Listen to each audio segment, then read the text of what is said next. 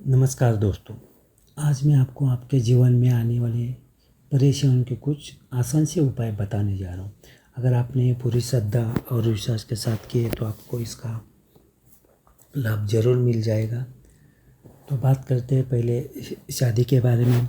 अगर आप शादी के बारे में सोच रहे हैं तो आपको किस बात का ध्यान देना बहुत ज़रूरी है।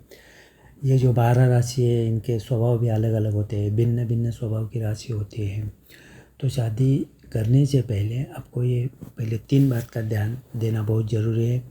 कुंडली में मंगल होता है, उसके बाद मृत्यु षडाष्टक होता है, और इसके बाद जो नाड़ी होती है वो नाड़ी दोष भी होता है। तो आपको ये जो 3 बातें मैंने बताई, एक तो अगर किसी लड़के के कुंडली में मंगल है तो लड़की के भी होना बहुत ज़रूरी है। मेरा मतलब दोनों के कुंडली में अगर मंगल होता है तो आपकी शादी सक्सेस हो सकती है। अगर एक की कुंडली में मंगल है तो शादी के बाद क्या होता है कि छोटी छोटी बातों में झगड़े हो सकते हैं, मतभेद हो सकते हैं, ये बात डिवोर्स तक जा सकती है। इसलिए आपको शादी करते समय सोच समझ के आपको शादी करनी है। तो ये मंगल के लिए मैंने बताया कि दोनों की कुंडली में मंगल होना बहुत ज़रूरी है। इसके बाद मृत्यु षडाष्टक और प्रीति षडाष्टक योग होता है। ये भी भिन्न भिन्न राशि होती है, उनके स्वभाव अलग अलग हो सकते हैं। और 3 नंबर पे नाड़ी दोष होता है। ये नाड़ी दोष कैसा होता है कि दोनों की जो नाड़ी है वो एक नहीं होनी चाहिए, अलग अलग होनी चाहिए। अगर एक होती है तो शादी के बाद जो संतान जन्म लेगी तो उसको शारीरिक पीड़ा हो सकती है, वो विकलांग हो सकता है, अपाहिज हो सकता है। इसलिए नाड़ी एक नहीं होनी चाहिए, अलग अलग होनी चाहिए। तो बात करते हैं अभी मृत्यु षडाष्टक योग होता क्या है। और ये जो राशि मैं अभी बताने जा रहा हूँ, तो ये राशि का एक दूसरे के साथ जो स्वभाव जो होता है वो स्वभाव मैच नहीं होगा, बस इसलिए आपको अवॉइड करने। तो मृत्यु षडाष्टक योग की राशि इस तरह है। पहले मेष का कन्या के साथ, वृषभ का धनु के साथ, मिथुन का वृश्चिक के साथ, कर्क का कुंभ के साथ, सिंह का मकर के साथ, तुला का मीन के साथ। ये जो राशि बताई मैंने, इनका एक दूसरे के साथ स्वभाव मैच नहीं होता है, बस इतनी सी बात है। तो ये आपको अवॉइड करना है। ये जो राशि मैंने बताई इनके साथ आपको शादी नहीं करनी है। इसके बाद प्रीति षडाष्टक। प्रीति षडाष्टक जो लव मैरिज करना चाहते हैं या प्रेमी हो, इनके लिए ये जो मैं अभी राशि बताने जा रहा हूँ, उनका एक दूसरे के साथ स्वभाव मैच नहीं होता है, स्वभाव बहुत ही अलग अलग होता है। तो ये राशि इस तरह है। मेष के साथ वृश्चिक, वृषभ के साथ तुला, मिथुन के साथ मकर, कर्क के साथ धनु, सिंह के साथ मीन और तुला के साथ वृषभ। इनका प्रीति षडाष्टक होता है। तो ये भी आपको अवॉइड करना है। अगर आप ऐसा नहीं करते तो आपको शादी के बाद आपके मतभेद होंगे और ये बात डिवोर्स तक जाएगी। ये 3 चीज़ें आपको बहुत ध्यान देना है।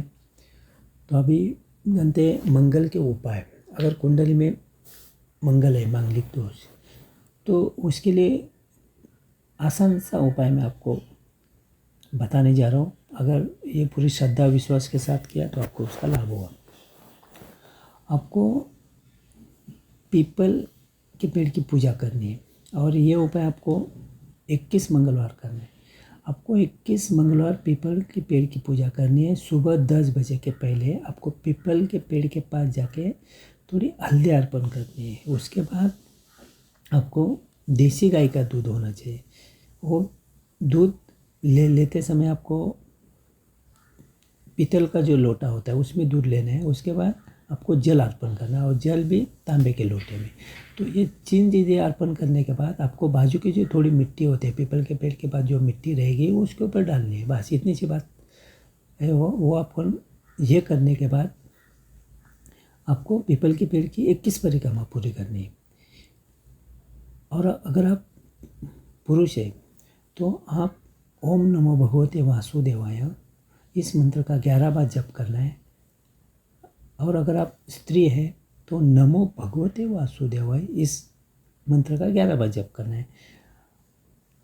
इसके बाद आपको अपनी जो इच्छा है, आप ये उपाय किस लिए कर रहे हैं, तो ये भगवान के सामने आपकी इच्छा व्यक्त करने। उनके पीपल के पेड़ में भगवान विष्णु का वास होता है, तो ये उपाय अगर आपने किया तो उसका आपको लाभ मिलेगा। और एक दूसरा उपाय मैं बताने जा रहा हूँ मंगल के लिए। ये उपाय आपको ये 40 दिन में जितने भी मंगलवार आएंगे, 3 हो 4 हो, तो आपको पीपल के पेड़ की पूजा करनी है। ये उपाय भी आपको सुबह 10 बजे के पहले करना है। पीपल के पेड़ के पास जाके आपको 2 अगरबत्ती लगानी है। इसके बाद मिश्री का भोग लगाना है। ये करने के बाद आपको पीपल के पेड़ की 7 परिक्रमा करनी है और अपनी मन की इच्छा व्यक्त करनी है जिसके लिए आप ये उपाय करने जा रहे हो। अगर आप पुरुष हैं तो ओम नमो भगवते वासुदेवाय, इसका 11 बार जप करना है। अगर आप स्त्री है तो नमो भगवते वासुदेवाय, खाली स्त्री को ओम नहीं लगाना है। और ये पूजा करते समय आपका चेहरा पूरब दिशा की ओर होना चाहिए। ये जो मैंने 2 उपाय बताए, तो ये आपको शुक्ल पक्ष के पहले मंगलवार को करना है। शुक्ल पक्ष यानी अमावस्या के बाद आने वाला पहला मंगलवार। तो 2 उपाय मैंने आपको बताए मंगल के लिए। अगर आप पूरी श्रद्धा और विश्वास के साथ करते हैं तो इसको आपको लाभ मिलेगा। अभी बात करते हैं जनरल उपाय। जनरल उपाय के लिए जैसे आपके नौकरी के बारे में आप सोच रहे हैं, आपका प्रमोशन नहीं हो रहा है, शादी के बारे में सोच रहे हैं, कोर्ट कचहरी या जो भी आपके जीवन में आने वाली हर परेशानी है, आपको बहुत कष्ट हो रहे हैं, आपके किसी के साथ संबंध बहुत खराब हो चुके हैं, वो सुधरने के लिए ये आप उपाय भी कर सकते हैं। तो आपको 5 मंगलवार और 5 शनिवार ये उपाय करना है। ये उपाय भी आपको शुक्ल पक्ष के पहले मंगलवार या शनिवार से ये उपाय शुरू करना है। 5 मंगलवार और 5 शनिवार आपको पीपल के पेड़ की पूजा करनी है। ये उपाय भी आपको 10 बजे के पहले करना है। आपको 2 अगरबत्ती और मिश्री का भोग लगाना है। इसके साथ ये होने के बाद आपको पीपल के पेड़ की 7 परिक्रमा करनी है और अपनी मन की जो इच्छा है, जिसके लिए आप उपाय करने जा रहे हो, वो भगवान के सामने व्यक्त करनी है। उसके बाद और 2 नंबर पे उपाय मैं बताने जा रहा हूँ, वो भी जो मैंने अभी पहले आपको अभी बताया, जैसे नौकरी, प्रमोशन, कोर्ट कचहरी, शादी और जो भी आपके जीवन की जो भी समस्या हो, तो उसके लिए ये 2nd नंबर का उपाय आपको करना है। वो बहुत ही आसान सा उपाय है। आपको 40 दिन में जितने भी मंगलवार और शनिवार आएंगे, हनुमान जी के मंदिर में जाके आपको सिंदूर और चमेली का चोला लगा देना है। मेरा मतलब हनुमान जी की जो मूर्ति है उसको सिंदूर और चमेली का जो तेल होता है वो मूर्ति को लगाना है। और ये होने के बाद आपको हनुमान जी के मूर्ति के सामने प्रसाद के रूप में मोतीचूर लड्डू या बूंदी का प्रसाद आप अर्पण कर सकते हो। प्रसाद अर्पण करते समय आपको 11 तुलसी के पत्ते उस प्रसाद के साथ आपको रखने हैं और हनुमान जी के सामने अपनी इच्छा व्यक्त करनी है। उसके बाद 11 बार आपको ओम श्री राम दूताय नमः इस मंत्र का जप करना है। और शनिवार और मंगलवार आपको सुबह या शाम को हनुमान चालीसा का पाठ करना है। ये उपाय आपको शुक्ल पक्ष के शनिवार और मंगलवार के पहले दिन जो मैंने बताया, अमावस्या के बाद आने वाला पहला मंगलवार या शनिवार होना चाहिए। तो ये 40 दिन में जितने भी आएंगे, ये 40 दिन का उपाय है। 40 दिन में जितने भी आएंगे शनिवार और मंगलवार, लेकिन अमावस्या के बाद आने वाला पहला मंगलवार या शनिवार होना चाहिए। आप अगर ओम श्री रामदूताय नमः इस मंत्र का अगर 108 बार जप करते हैं तो और अच्छा रहेगा। लेकिन ये जप आपको रुद्राक्ष की माला लेनी है ये जप करने के लिए। और हनुमान चालीसा पढ़ते समय या जप करते समय आपको लाल वस्त्र का आसन लेना बहुत ज़रूरी है ये पाठ करते समय। और हनुमान जी को आपको लाल फूल अर्पण करना है। फूल अर्पण करते समय फूल की जो डंडे है वो आपकी ओर होनी चाहिए। ये उपाय अगर आपने पूरी श्रद्धा और विश्वास के साथ किया तो आपको इसका लाभ मिलेगा।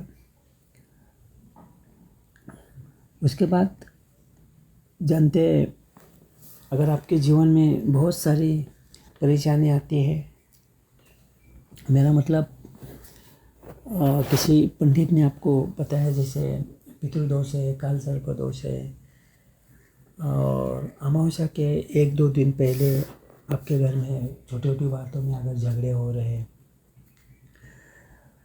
तो इसके लिए एक आसान सा उपाय मैं बताने जा रहा हूँ। क्योंकि जो अपने पूर्वज होते हैं वो झगड़े क्यों होते हैं,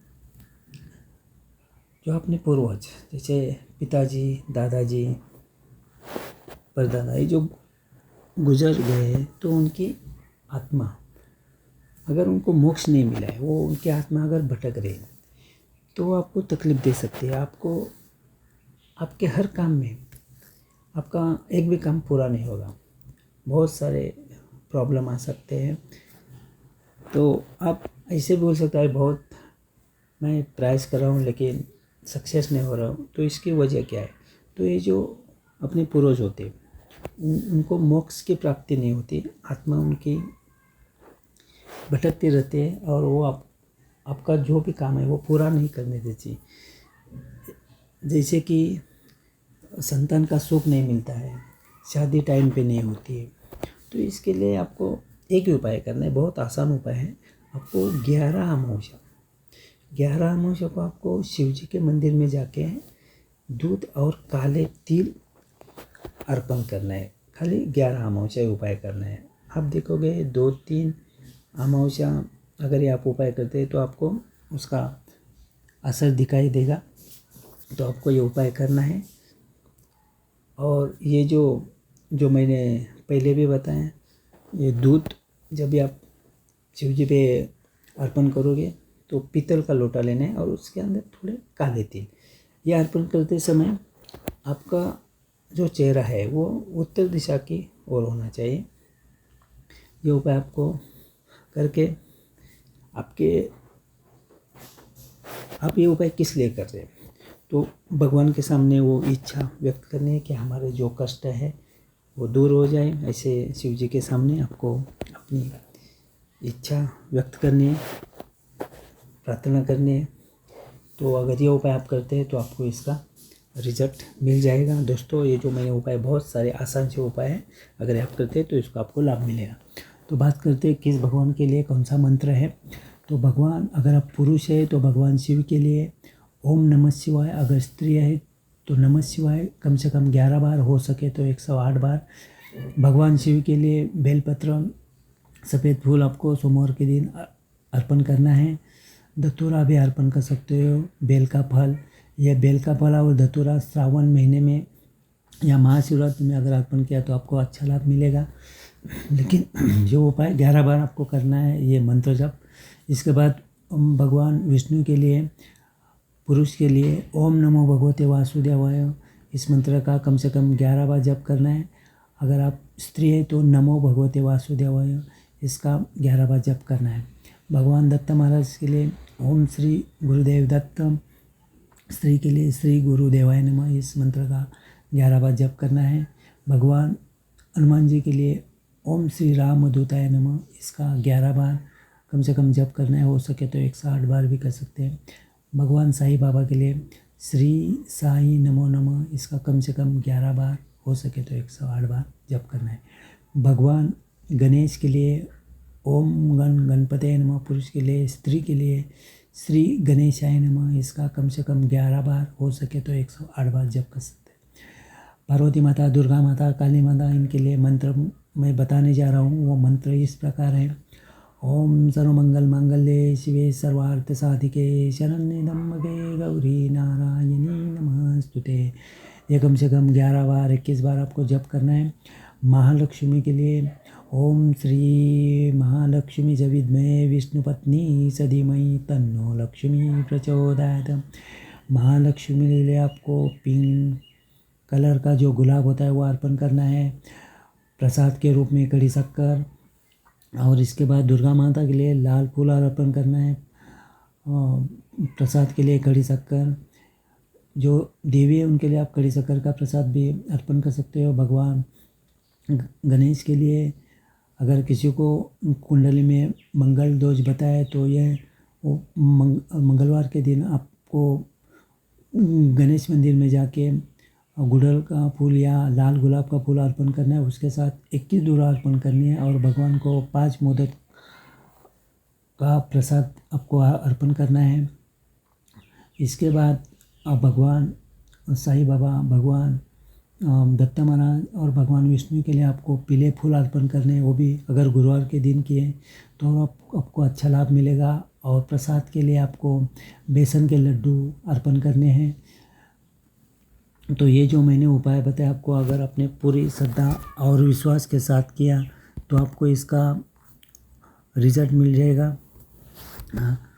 तो दोस्तों, अगर ये वीडियो आपको अच्छा लगा तो इसे लाइक, शेयर और सब्सक्राइब करना ना भूलें। धन्यवाद।